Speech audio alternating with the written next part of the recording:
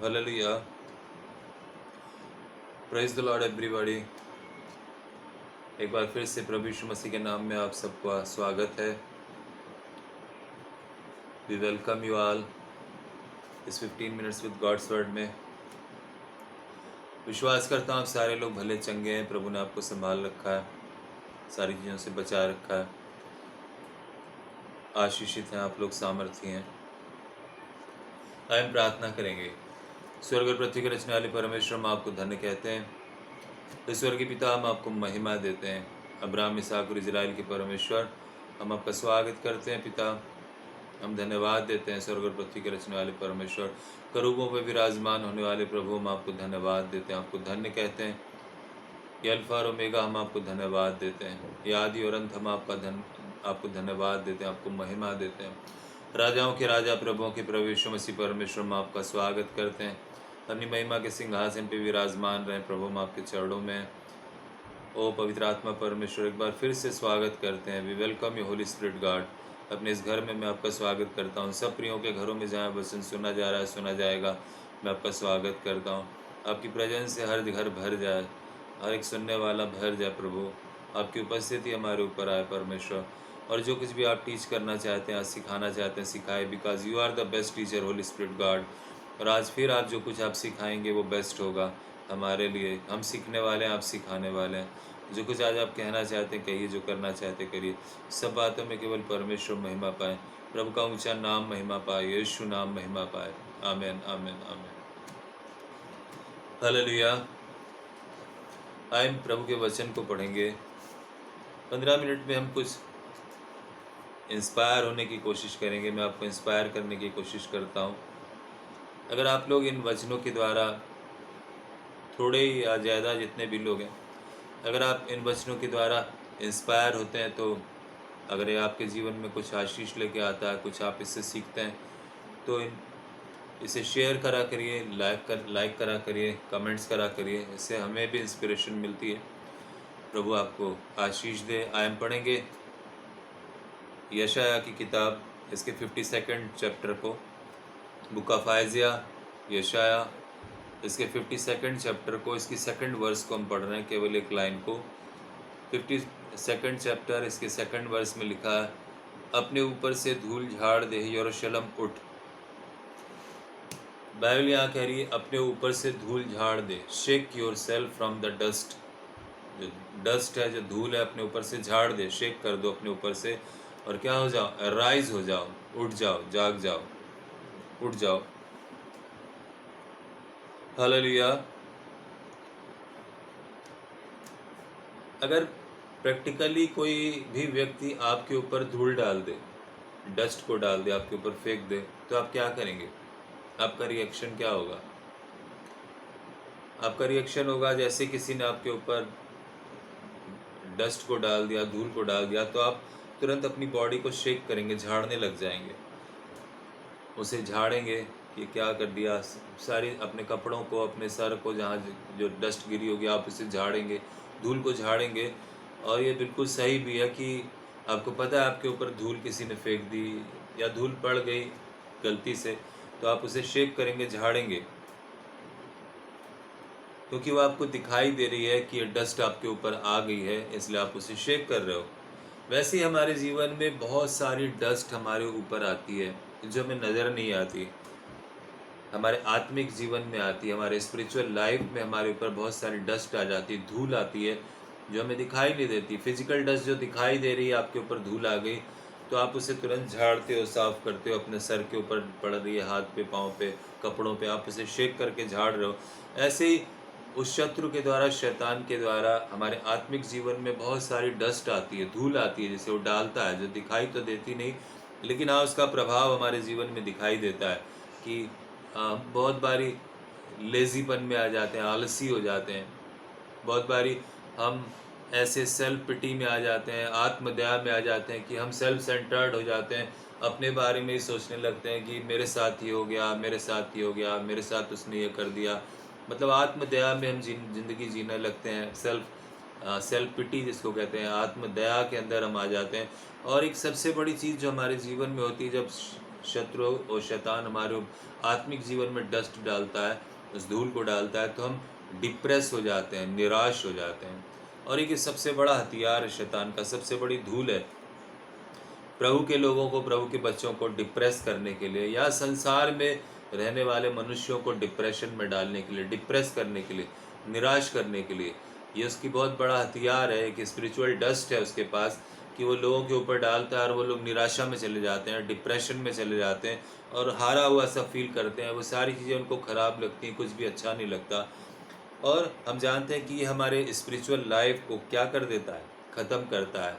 ये धूल हमारी स्पिरिचुअल लाइफ को ख़त्म करती है। हम डिप्रेशन में आते हैं, तब हमारा बाइबल पढ़ने का मन नहीं करता, हमारा प्रार्थना करने का मन नहीं करता, हम लेजीनेस को फील करते हैं।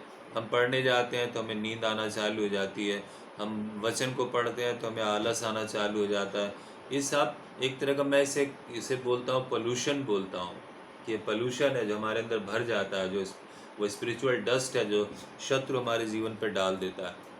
हाय, मैं आपको एक कहानी बताता हूँ। एक बार एक घोड़ा था और वो जब रेस हुआ करती थी तो उसमें बहुत जीतता था, वो बहुत तेज़ दौड़ता था। जब हॉर्स रेस हुआ करती थी तो घोड़ा हमेशा जीतता था। तो बाकी जो घोड़े के मालिक थे, वो सोचते थे कि इस आदमी का घोड़ा है, बहुत अच्छा है, ये हमेशा जीतता है, इससे कोई घोड़ा जीत नहीं पाता। तो सारे लोग मिलके प्लान बनाते हैं, आओ इस घोड़े को क्या करते हैं, हम मार देते हैं, ये हर बार जीत जाता है, हर बार की रेस में जीत जाता है। तो सारे प्लान बनाते हैं।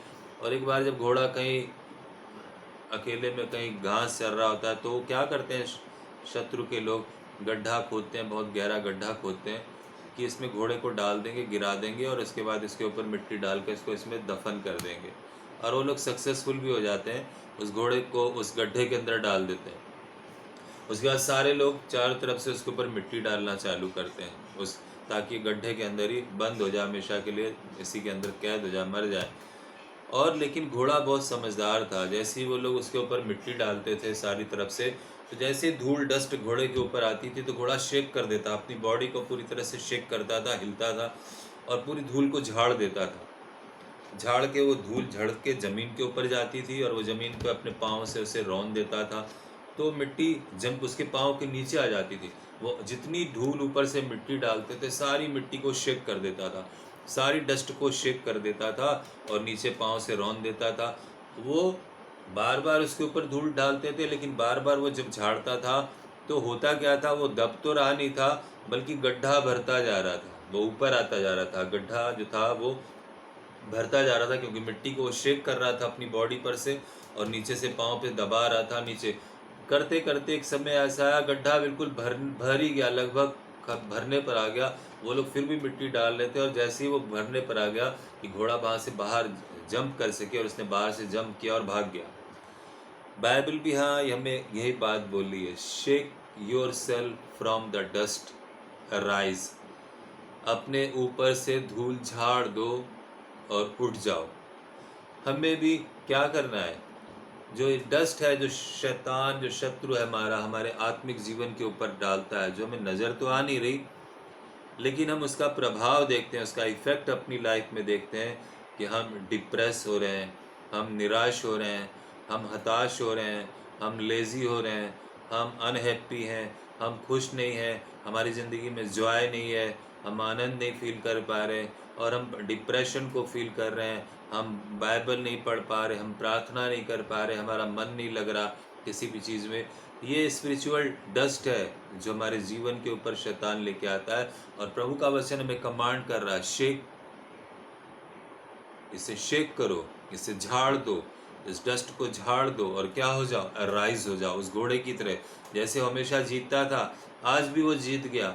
शत्रु उसके ऊपर धूल डाल के उसको दबा नहीं पाया, लेकिन वो जीत गया और उस धूल को उसने इस्तेमाल किया अपने गड्ढे को भरने का। जिस मिट्टी में वो उसे दबाना चाह रहे थे, उसी मिट्टी को उसने गड्ढे को भरने के लिए यूज़ किया और वो ओवरकम हो गया और वो सक्सेसफुल हो गया। हमें भी जानना है शत्रु जिस चाल को शैतान हम जिस चाल को हमारे जीवन में हमारी आत्मिक जीवन को खराब करने के लिए जिस मिट्टी को जिस डिप्रेशन को हमारे जीवन के ऊपर लेके आ रहा है, हमें उसे अपने ऊपर से झाड़ कर उस गड्ढे को भरना है ताकि वो हमें इसमें दबा नहीं सके, वो हमारी आत्मिक जीवन को ख़त्म नहीं कर पाए। हालेलुया।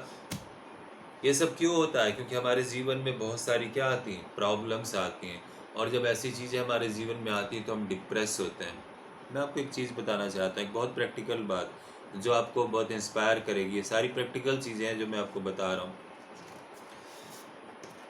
आपने घर में सब्जी काटने वाला चाकू देखा होगा, नाइफ देखा होगा, जैसे हम घर में सब्जी काटते हैं, टमाटर काटते हैं, आलू काटते हैं, सलाद काटते हैं, या जो भी घर की वेजिटेबल्स हैं उसे काटते हैं।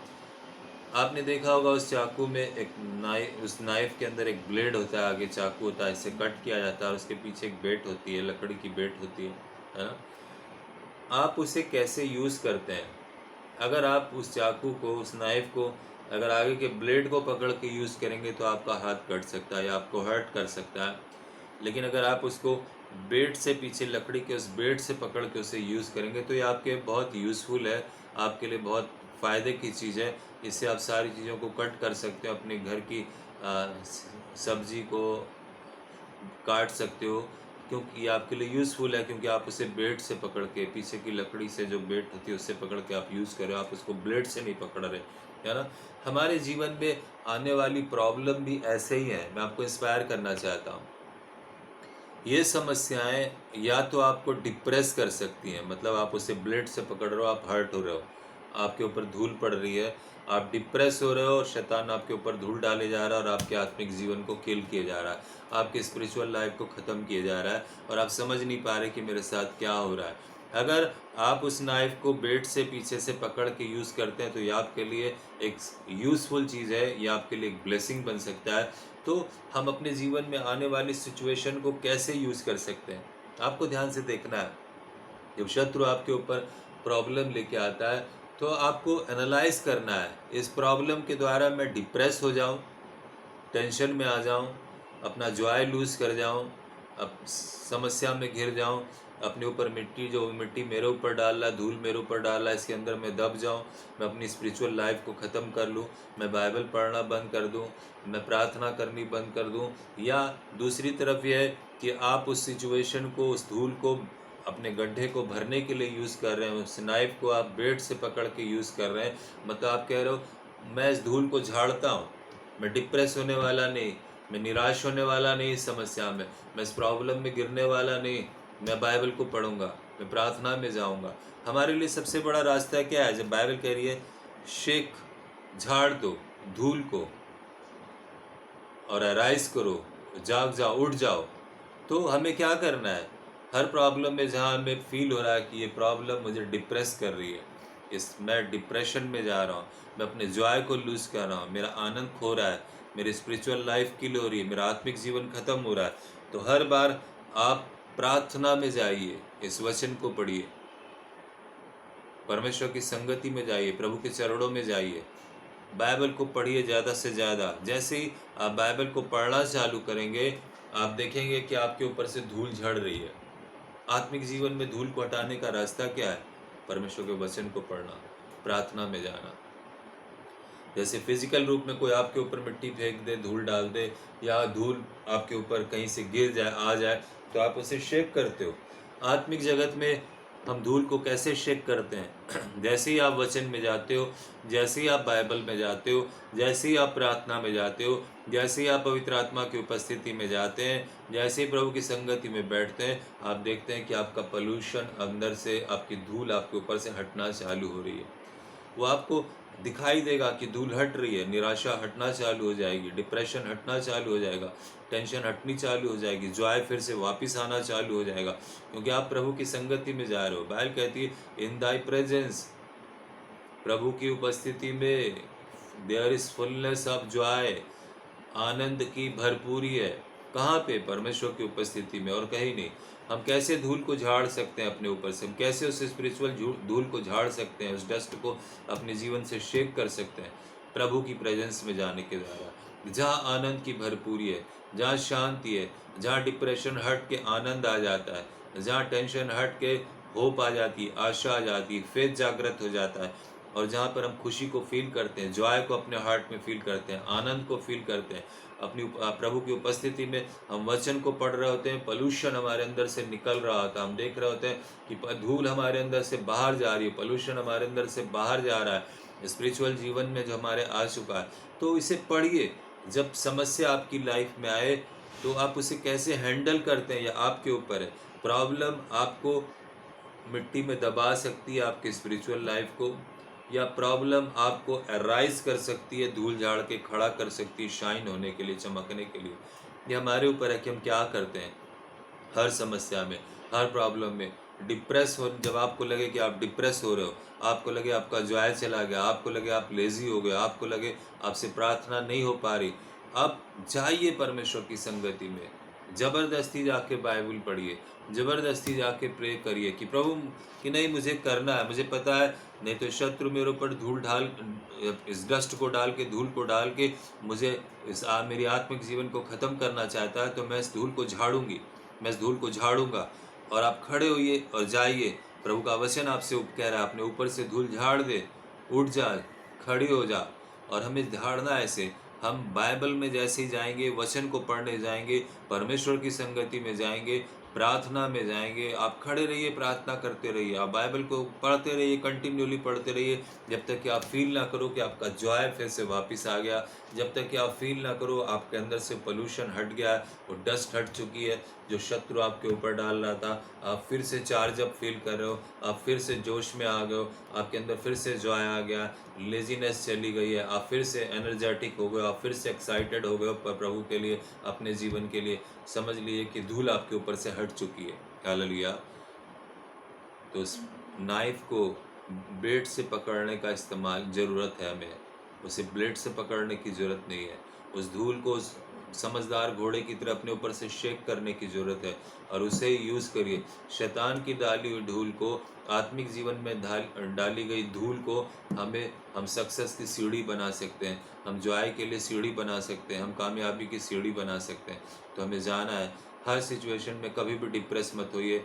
जब आपको लगे आप डिप्रेस हो रहे हो, जब आपको लगे आप अपना जॉय लूज कर रहे हो, जब आपको लगे आपके अंदर कुछ अच्छा नहीं चल रहा, जब आपको लगे आपका मन बेचैन और परेशान है, तुरंत बाइबल उठाइए, पढ़ना चालू करिए, प्रार्थना करिए, प्रभु की प्रेजेंस में जाइए।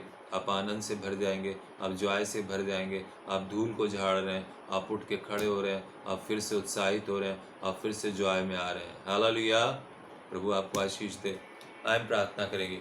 स्वर्ग और पृथ्वी के रचने वाले प्रभु, हम आपको धन्यवाद देते हैं। प्रभु, आपका वचन हमारे लिए जीवन है, क्योंकि आपने कहा जो बातें मैंने तुमसे कही ये आत्मा और जीवन है। हाँ प्रभु, आपकी बातों में आत्मा और जीवन है प्रभु। हाँ प्रभु, आप हमसे कह रहे हो अपने ऊपर से धूल झाड़ दे और उठ जा। हाँ प्रभु, आत्मिक जगत में शैतान जब हमारी ज़िंदगी में धूल को डालता है, उस डस्ट को डालता है, तो प्रभु एक हमारे पास एक ही रास्ता है। जब हम प्रार्थना में जाते हैं, जब हम आपकी प्रेजेंस में जाते हैं, जब हम बाइबल को पढ़ते हैं, वचन को पढ़ते हैं, हम उस धूल को झाड़ रहे होते हैं। हम फिर से वापस आपकी प्रेजेंस में आ रहे होते हैं, हम फिर से आनंद और जॉय में आ रहे होते हैं, हम फिर से उस एक्साइटमेंट में आ रहे हैं, हम फिर से उस डिप्रेशन से बाहर आ रहे होते हैं और जॉय से भर जाते हैं। प्रभु तेरा अनुग्रह हो प्रभु, आपका वचन हमें जीवन देता है प्रभु। इस वचन को सुनने वाला प्रभु हर एक व्यक्ति जब कभी अपने जीवन में उस डस्ट को फील करे, उस धूल को अपने ऊपर गिरता हुआ फील करे, तो प्रभु ये लोग वचन में जाएं, प्रार्थना में जाएं। हाँ प्रभु, आपके वचन को पढ़ें, आपकी प्रेजेंस में जाएं, और आशीषित हों प्रभु, अपने ऊपर की धूल झाड़ के फिर से खड़े होके फिर से एक्साइटेड और फिर से प्रभु जॉय से भर जाएं। ऐसी दया और करुणा करें। मैं हर एक सुनने वाले को ब्लेस करता हूँ, हर एक घराने को आशीष देता हूँ प्रभु। तेरी उपस्थिति इनके जीवनों पर सदा बनी रहे, इन्हें ब्लेस करें यीशु मसीह के नाम में। आमीन आमीन आमीन। हालेलुया। God bless you. प्रभु आपको आशीष दे। संडे को आपसे फिर मिलेंगे। आमीन।